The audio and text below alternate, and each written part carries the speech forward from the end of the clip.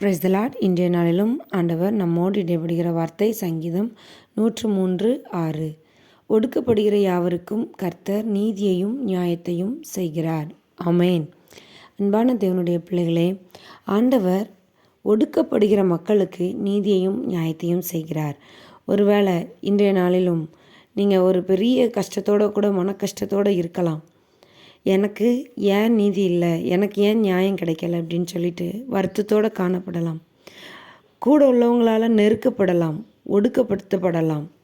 ஆனால் கர்த்தர் இன்னைக்கு உங்களுக்கு சொல்லுகிறார், நீதியையும் நியாயத்தையும் அவர் செய்கிறார். எனக்காக பரிந்து பேச எந்த ஒரு மனுஷனுமே வரமாட்டேங்கிறாங்களே, யார் எனக்காக வந்து பேசுவா, யார் எனக்காக இந்த காரியத்தை செய்வா அப்படின்னு சொல்லி நீங்கள் கலங்கி கொண்டு இருக்கிறீங்கன்னா, இன்றைக்கி ஆண்டவர் உங்களுக்கு சொல்லுகிறார், அவர் உங்களுக்காக வந்து நிற்பார். அவர் உங்களுடைய நியாயத்தையும் நீதியையும் எடுத்து பேசுவார். ஒடுக்கப்படுகிற ஒவ்வொருவருக்கும் கர்த்தர் நீதியையும் நியாயத்தையும் செய்ய வல்லமை உள்ளவராக இருக்கிறார். அதனால் நீங்கள் கலங்கவே வேண்டாம். கர்த்தர் உங்களோடு இருக்கிறார்.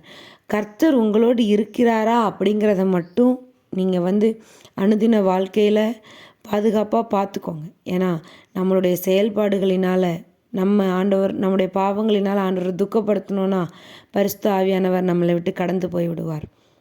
நம்ம எப்பேற்பட்ட சூழ்நிலையிலையும் ஆண்டவரை உறுதியாய் பற்றி கொண்டவர்களாய் அவரோடு கூட வழி நடப்போமே, ஆனால் அவர் நம்மளோடு கூட இருப்பார்.